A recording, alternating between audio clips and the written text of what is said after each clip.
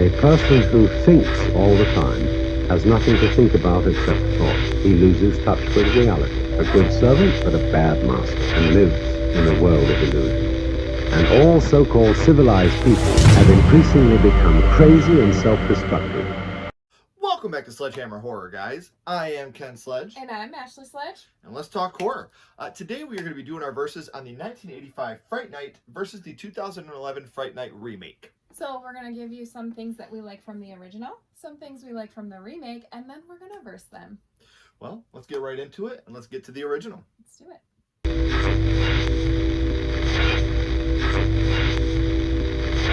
So I want to start this off by saying this movie means a whole lot to me, the 1985 original. It means a lot to me, too. My cousin Josh, who was my best friend growing up, we spent every day together. This was his first horror movie. You could see, you're so cool, Brewster. We got Amy here on the shirt. So Josh, we really wanted to do this episode for you, man. So I want to dedicate this out to you, Josh. You want to start off with some of the things we like from the original? Yeah, so let's talk about how Charlie is hanging out in the bushes and Jerry spots him and he takes a bite of that apple and throws it at him like, I know you're there. Mm-hmm. I love that. So do I. Something else I really like about the original is the use of CGI and stop motion. And one of those moments is when you actually get to see Jerry turn into a bat. Yeah. And you see him as a vampire bat. That's another scene that I really enjoy. That's one of the inclusions in the original that I like more. And we'll talk more about that when we get to the versus part. Mm-hmm. But I really do like seeing Jerry as a bat. And then there's another one with Billy, his best bud, his ride or die, where he gets shot and then he melts. Mm-hmm. And I'm just so curious, what is Billy? But what is Billy? What is Billy? Like, we know he's his best friend, but he's also he's not a vampire because he's out during the day, right? Mm-hmm. But then when he kills him, he melts and looks like a monster. So right. What are you, Billy? Right. Now we got to talk about probably our favorite scene in the whole movie, when Jerry has Amy in the club and they're dancing. Yes. And Amy, as she's spinning, she's looking in her reflection, and all she sees is herself while Jerry's dancing with her. So that's another scene. I think that's probably the best cinematic scene in the whole movie. I always, even to this day, I still get a really big kick out of that scene, mm-hmm. watching them dance in the club, and her being completely mesmerized by him, but not being able to see his reflection is another one that I really, really enjoy. Yeah. What about, we have to talk about this. This is funny. This one makes me chuckle every single time. His dinner's in the oven. Gotta love it. It's funny. And Evil Ed, I don't think it's any secret, he's my favorite character in the 1985 Fright Night. Yeah, he's good. Yeah. Yes, he is definitely the one that cracks me up the most. Yeah, he definitely brings that comic relief that you need. But there's also other things from the original that I really do enjoy. Like, this one always scares me. You have to have faith for this to work on me, Mr. Vincent. I don't know what it is, but when we were kids, that part always got to me every single time. So I had to include that a little bit. Mm-hmm.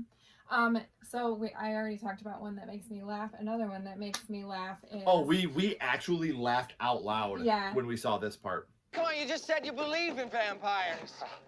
I lied. So we actually really laughed out loud For sure. at this part, because he's sitting there telling him, yes, I do believe in vampires, son. Yeah. And then 2 seconds later, he's saying, I lied, and shutting his the trunk. Yeah. So let's keep this laughing train going. So we literally looked at each other and laughed during that part, but we also looked at each other and laughed when we seen Amy dressed as an Oompa Loompa.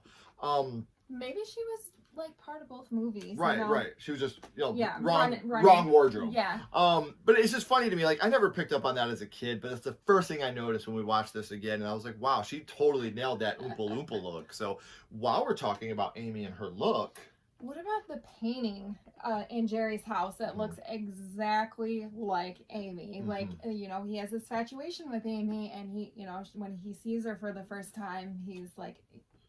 He even tells Billy it's uncanny, yeah, isn't it? He does. It's like, who is this lady, and why does she look so much like Amy? Obviously, it's somebody from Jerry's past that meant a lot to him, so much that he had a painting of her. But while we're talking about other practical effects, we were talking about earlier, I love the fight scene between Jerry and Charlie when they first get into the fight in the bedroom after he comes in. He throws Charlie through the closet, and he's pretty much just beating the hell out of Charlie. Until his mom's just sleeping. Yeah. And then Charlie stabs him in the hand. and I love the pain on his hand, and you see the nails. It's just a scene for me that's super powerful and one that always sticks in my memory. It's one that I will always cherish, and there's certain reasons of this film that I really enjoy for different reasons, I should say, and this is one that always meant a lot to me because it scared me as a kid, but it looks really good today on a rewatch. Well, So talking about being scared, after the big fight, he calls Charlie and he's like, I know you're there, Charlie. I know you're watching me. I can see you. I can see you. And the camera does that zoom in on him in the house across the street. That stuff like that creeps me out. Yeah. Like, I'm watching you. I know you're there. Oh, I don't like that. I'll see you soon. Yeah. Oh yeah, for sure. Now, one last thing I want to talk about, and now this is something I love, but it's something it's controversial between the two of us. Wolf Ed. I just don't understand it. Like, he got bit by a vampire. And he turns into a wolf. He should be a vampire, but he's a wolf. And I love this scene because, one, they use a practical dog or wolf. I don't know which one it is. I won't lie. That looks fantastic. Mm-hmm. But, like, this is also a super heartbreaking scene, too, when you see poor Ed die. And, you know, again, we'll get more into that into the verses, I promise. But I just think the scene looks really good. And the acting by Peter Vincent in this scene is top-notch. He doesn't say very much throughout the scene, but the emotions that run through his face tell it all. So those are some of the things we really, really enjoy from the original. Now, we do have a lot that we like from the remake. So let's get into that.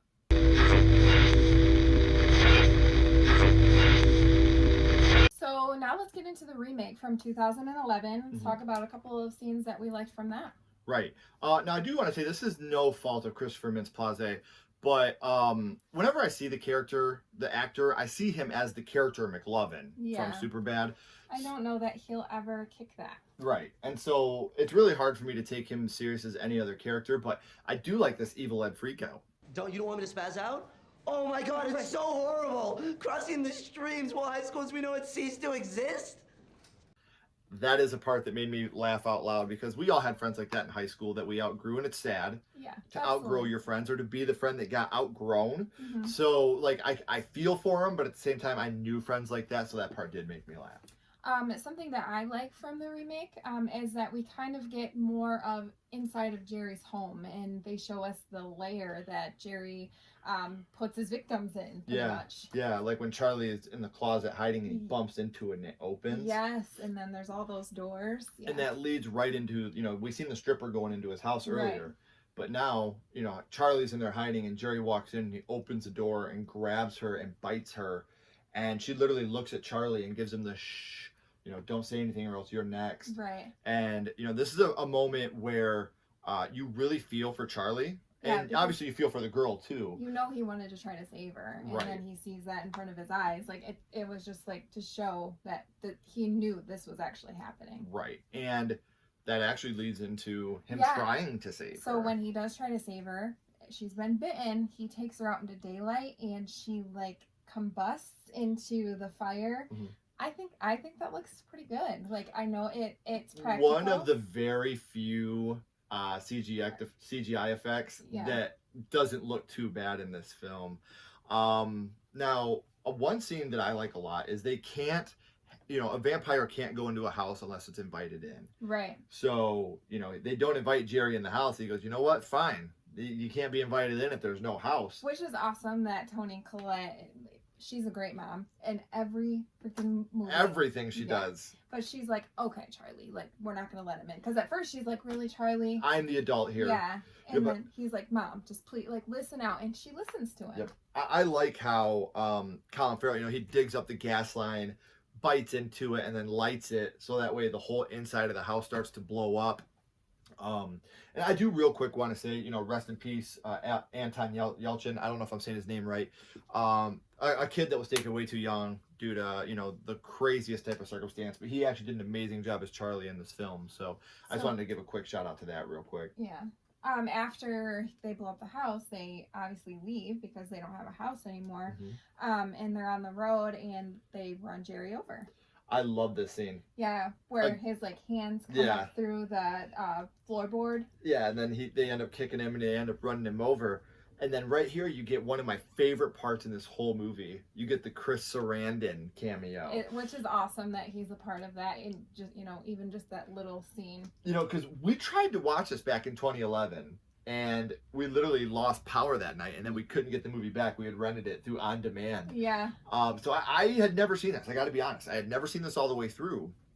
And when I seen this, I was like, oh my gosh, that's Chris Sarandon. Like, this is insane. Like, that's so cool. That's awesome to see him come back and do a cameo. So, Absolutely. Right after that, you got to see that you and I both did kind of, we talked about terrible CGI. Yeah. So, where the healing, the vampire healing, he's got the vagina arm. The vagina arm? Yeah. That's what she was like, look, he's got a vagina arm.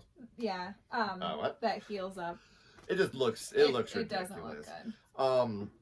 Another thing I like is this part where I said there wasn't a lot to Evil Ed. I do like when he comes back and we get to see his arm get ripped off. Yeah. Holy shit! Hey, you took my arm! Again, you got my arm, you dick! He starts kicking the door. That I did like that one a lot, so I had to include that in here just because, as much as I talk shit about McLovin, I did appreciate that scene when we watched it. Yeah. And what about all the vampires in the basement? Like, I like that. Like, you know, all of these people that he has turned, and he has, you know, he's keeping this army of vampires, you know. And the way that he does it, he throws the pebble and hits Peter Vincent. He's like, a pebble? Seriously? And he starts bleeding, and then Jerry's just like... Mm-hmm. And then all the vampires start coming through the wall. Looks awesome. Another scene I really, really like in this one, they poke fun at the werewolf thing. You know, the girl, Amy, she starts loading the gun with silver bullets. And she's shooting him, and she's like, what can I say? You know, and he's like, that's werewolves. And he starts pulling them out. So maybe it's like making fun of the first one. That's what I got off it. So like I said, there are things that we did like a lot about the remake. There are things we liked a lot about the original. Now let's talk about the two of them and the things that they have in common and determine which one we like more.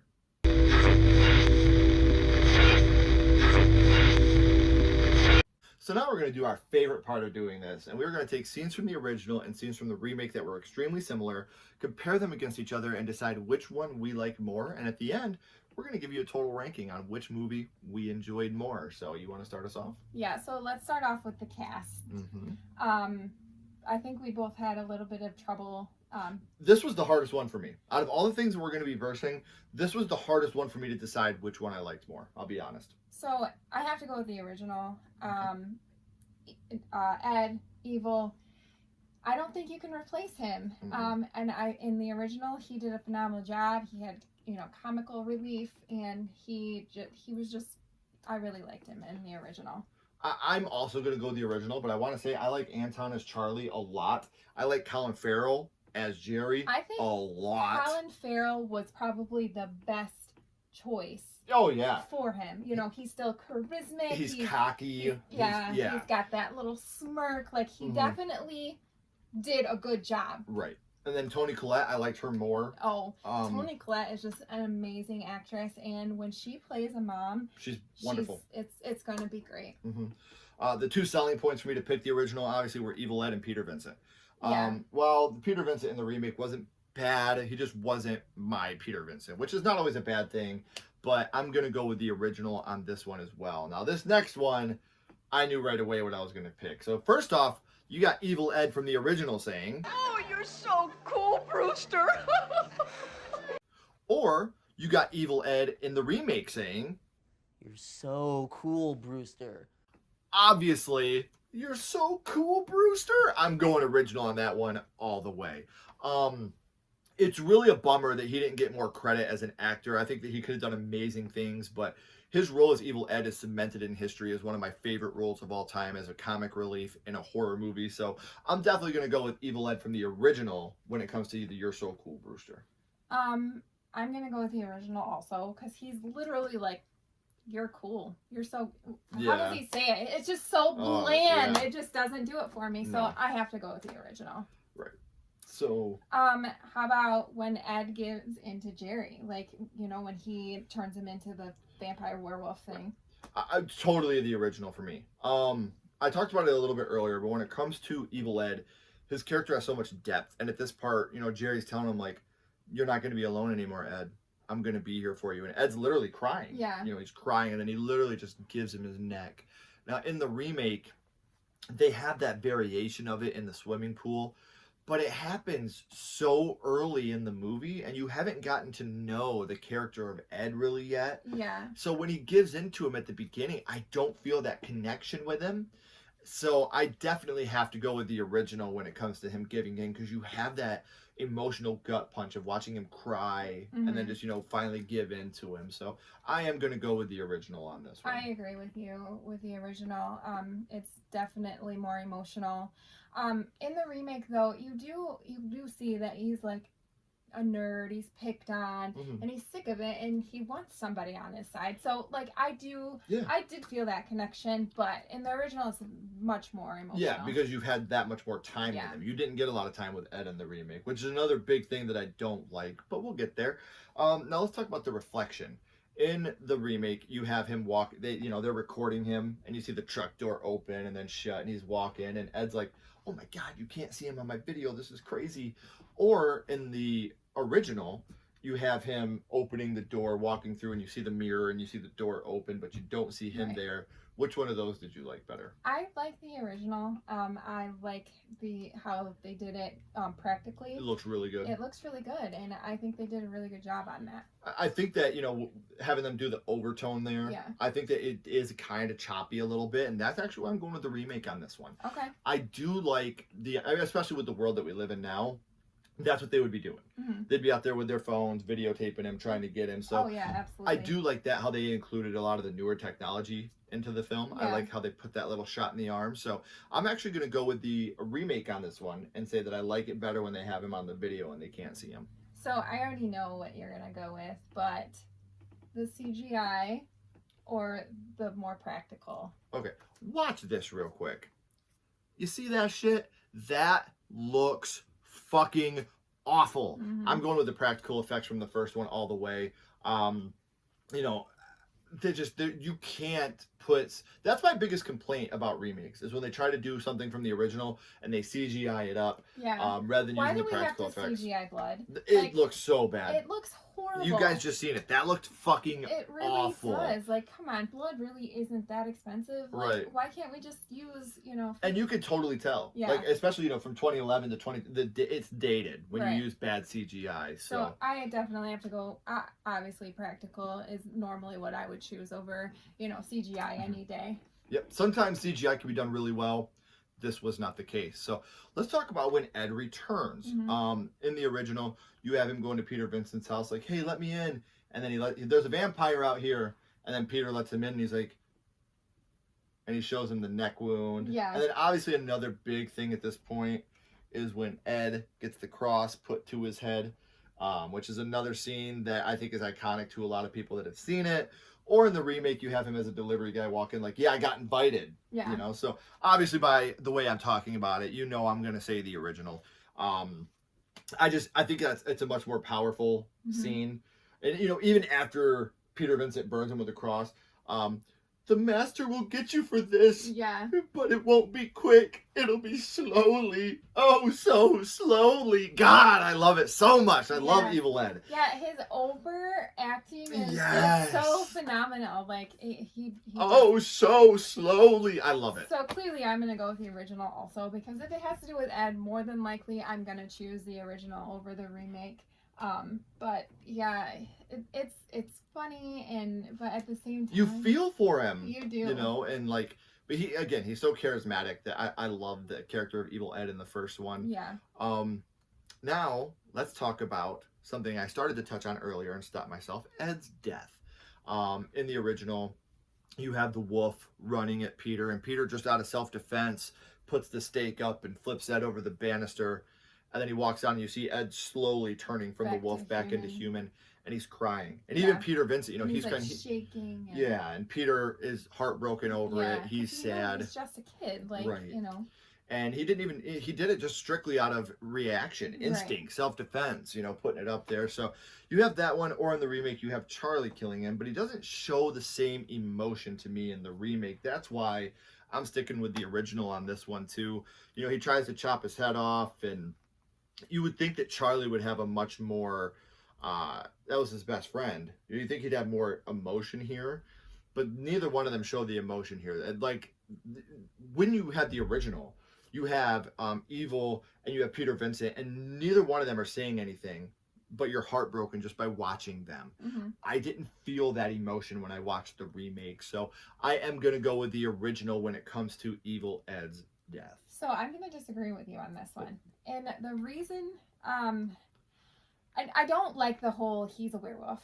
I don't like that. That really skews your. It really skews me, but in the remake, I think he does have it. He didn't want to kill him. Like, he didn't want to. For sure. Like, you know, you could tell, like, he was heartbroken and, like, he didn't want to hurt this guy that he hasn't, you know, been a good friend to for however long since he got into the cool kids crowd, you know, and, you know, they were best friends for their whole lives, and he didn't want to kill him. And once Ed went missing, like, that's another scene, like when he's watching the videos of them as kids. Yeah, and he, you know, and he's looking over at his chair that's empty at school. Like, you can tell, he starts to reminisce and feel bad. Like, I fucked up. Like, who cares, you know, what kind of person he is, or if he's silly or dorky. Like, he's my best friend. Yeah.